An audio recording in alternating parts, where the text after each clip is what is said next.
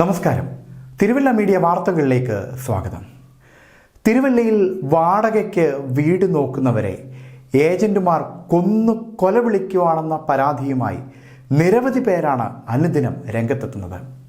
ഒരു വീട് വാടകയ്ക്ക് വേണമെങ്കിൽ ഏജന്റുമാർക്ക് നൽകേണ്ട കമ്മീഷൻ എന്ന് പറയുന്നത് 1 മാസത്തെ വാടകയാണ്. കേരളത്തിൽ എല്ലായിടവും 1 മാസത്തെ വാടകയുടെ പകുതി തുക മാത്രമാണ് കമ്മീഷനായി ഈടാക്കുന്നത്. എന്നാൽ തിരുവല്ലയിൽ 1 മാസത്തെ വാടക നിർബന്ധമായും നൽകണം. ഇതിനെതിരെ പ്രതികരിക്കുകയാണ് പൊതുപ്രവർത്തകനായ സഞ്ജു. അദ്ദേഹത്തിൻ്റെ വാക്കുകൾ കേൾക്കാം. ഞാൻ ഈ ബ്രോക്കേഴ്സ്, വീടിന് വാടക കൊടുക്കുന്ന ബ്രോക്കേഴ്സുമായിട്ടുള്ള വിഷയങ്ങൾ പല സമയത്ത് പല തിരുവല്ലയിലുള്ള പല മാധ്യമങ്ങളിലും ഞാനിത് പരസ്യപ്പെടുത്തുകയൊക്കെ ചെയ്തിട്ടുള്ളതാണ്. പക്ഷേ ഇതിനെതിരെ ഒരു പോസ്റ്ററൊക്കെ ആയിട്ടാണ് ഞാൻ ഇട്ടിട്ടുള്ളത്. പക്ഷേ ഇതിനെതിരെ സംസാരിക്കാതിരിക്കാൻ പറ്റില്ല. കാരണം അത് കാര്യം എന്താണെന്ന് വെച്ച് കഴിഞ്ഞാൽ, ഞാൻ ഏകദേശം കേരളത്തിൽ ഒട്ടുമിക്ക ജില്ലകളിലും വാടകയ്ക്ക് താമസിച്ചിട്ടുള്ളതാണ്. അത് സ്വന്തമായിട്ടൊരു വീടില്ലാത്തത് കൊണ്ടാണ് പലപ്പോഴും അങ്ങനെ സംഭവിക്കുന്നത്. ഇതിപ്പം തിരുവല്ലയിലാണെങ്കിൽ പോലും ഞാൻ ജനിച്ചു വളർന്ന നാടാണ്.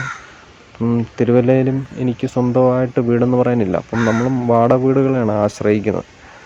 അപ്പം അത് കാര്യം എന്താണെന്ന് വെച്ച് കഴിഞ്ഞാൽ, മറ്റേത് ജില്ലകളിൽ താമസിക്കുന്ന പോലും എനിക്കത്ര റിസ്ക് തോന്നിയിട്ടില്ല. കാരണം ഒരു വീട് കണ്ടെത്താനും ഒരു ബ്രോക്കറെ സമീപിക്കാനും നമുക്കത്ര റിസ്ക് ഇല്ല. കാരണം അത് വളരെ ഈസിയാണ്. പക്ഷേ ബ്രോക്കേഴ്സും നമുക്ക് കാര്യങ്ങൾ പറഞ്ഞാൽ മനസ്സിലാവും. പക്ഷേ തിരുവല്ലയെ സംബന്ധിച്ചിടത്തോളം അങ്ങനല്ല.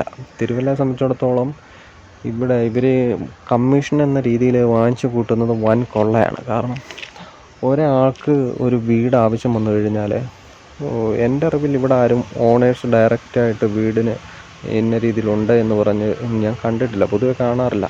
ബ്രോക്കേഴ്സാണ് ഇതിനെല്ലാം ഏറ്റുപിടിക്കുന്നത്. അപ്പോൾ നമ്മൾ ഓട്ടോമാറ്റിക്കലി ഇവരെ സമീപിക്കേണ്ടതായിട്ടുള്ള അവസ്ഥ വരും. അപ്പോൾ നമ്മൾ ഇവരെ സമീപിച്ചു കഴിഞ്ഞാൽ ഇവർ വീടും കാര്യങ്ങളെല്ലാം പറയുന്നു. സത്യത്തിൽ മിക്ക ബ്രോക്കേഴ്സും ചെയ്യുന്ന ഒരു ചതി എന്ന് പറഞ്ഞു കഴിഞ്ഞാൽ, ഹൗസ് ഓണറിനൊരു പേയ്മെൻറ്റ് കാണും. ഇപ്പോൾ ഒരു 10 രൂപയ്ക്ക് വാടകയ്ക്കാണ് ഒരു വീട് കൊടുക്കുന്നതെങ്കിൽ ഇവന്മാരിത് 12 രൂപയെങ്കിലും ഉള്ള രീതിയിലേ ഇവന്മാർ പറയുള്ളൂ. നമ്മൾ നേരിട്ട് സംസാരിച്ചാൽ അത്ര വരില്ല. കാരണം എന്താണെന്ന് വെച്ച് കഴിഞ്ഞാൽ, അവിടെയാണ് ഇതിൻ്റെ ചതി കിടക്കുന്നത്. കാരണം ഇവർക്കൊരു കമ്മീഷൻ എന്ന രീതിയിൽ ഇവർ വാങ്ങിക്കുന്നത്, ഒരു വാടകയ്ക്ക് താമസിക്കാൻ വരുന്ന ആളുടെ നിന്ന് വാങ്ങിക്കുന്നത് 1 മാസത്തെ പേയ്മെൻറ്റാണ്. അതായത് 1 മാസത്തെ വാടക കാശാണ് വാങ്ങിക്കുന്നത്. കേരളത്തിൽ മറ്റെല്ലാ ജില്ലകളിലും ഇത് ചെയ്യുന്നതെന്ന് വെച്ച് കഴിഞ്ഞാൽ, വാടക കമ്മീഷൻ എന്ന രീതിയിൽ പറയുന്നത് ഒന്നില്ലെങ്കിൽ 25% ആയിരിക്കും. അല്ലെങ്കിൽ വാടക കാശിൻ്റെ പകുതി ഹൗസ് ഓണർ നൽകണം, പകുതി വാടകയ്ക്ക് താമസിക്കാൻ വരുന്ന ആളും നൽകണം. ഈ രീതിയിലാണ് കേരളത്തിൽ ഒട്ടുമിക്ക ജില്ലകളിലും നടക്കുന്നത്. കേരളത്തിൽ മാത്രം ഇത് കൊടും കൊള്ളയാണ് തിരുവല്ലയിൽ മാത്രം നടന്നിരിക്കുന്നത് കൊടും കൊള്ളയാണ്. കാരണം ഇത് ചോദ്യം ചെയ്യാനോ ഇതിനെതിരെ ശബ്ദം ഉയർത്താനോ ഒന്നും ആളില്ല. വാടകയ്ക്ക് താമസിക്കാൻ വരുന്നവർ പല സാഹചര്യത്തിൽ വരുന്നവരായിരിക്കും. അവരിതിനെക്കുറിച്ച് സംസാരിക്കാറില്ല. അവരൊക്കെ ഇവരുടെ നിസ്സാവസ്ഥയിൽ വരുന്നത് കൊണ്ട് ഇവന്മാരുടെ വാക്കം കേട്ട് വിശ്വസിച്ച് ഇല്ലാത്ത കടവും വാങ്ങിച്ച് ഇവർക്ക് കാശ് കൊടുക്കുകയും ചെയ്യും. സത്യം പറഞ്ഞാൽ ഈ നോക്കൂലിക്ക് സമ്പ്രദായത്തെക്കാളും വൃത്തികെട്ട ഏർപ്പാടെന്ന ഈ രീതിയെ പറയാൻ പറ്റുള്ളൂ.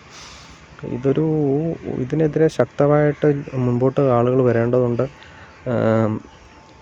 വാടകയ്ക്ക് താമസിക്കാൻ വരുന്ന ആളുകൾ ഇതിനെ പ്രോത്സാഹിപ്പിക്കാൻ പാടില്ല എന്നാണ് എനിക്ക് അവരോട് വിനീതമായിട്ട് അപേക്ഷിക്കാനുള്ളത്. ഒരിക്കലും നിങ്ങളിങ്ങനെ ഒരു വാടകയ്ക്ക് വീട് ആവശ്യമുണ്ടെങ്കിൽ ഡയറക്റ്റ് അവിടെ ഓണറിനെ കണ്ടെത്തുക. അല്ലെങ്കിൽ ഇവന്മാരോട് ശക്തമായിട്ട് പറയുക, ഇത്രയും വാടക കമ്മീഷനായിട്ട് ചെല്ലാൻ ഞങ്ങൾക്ക് കഴിയില്ല, നിങ്ങൾ വേറെ രീതിയിൽ അതിനുള്ള മാർഗ്ഗങ്ങൾ ഞങ്ങൾ എടുത്തോളാം എന്ന രീതിയിൽ പറയുക. അല്ലെങ്കിൽ അവരെ അത് കൺവിൻസ് ചെയ്യാൻ നോക്കുക. ഇത് ആരും ഇതിനെതിരെ ചോദ്യം ചെയ്യാനില്ലാത്തത് കൊണ്ടാണ് ഇങ്ങനെ തുടർന്ന് പോകുന്നത്. ഇത് നമുക്ക് നിർത്തിയേ പറ്റൂ. തിരുവല്ല ഇത്ര ആക്രമണം പാടില്ല. ഒരാൾ കഷ്ടപ്പെടുന്നതിന് ന്യായമായിട്ടുള്ള കൂലി കൊടുക്കാം. പക്ഷേ ഇതൊരു മോശപ്പെട്ട രീതിയാണിത്.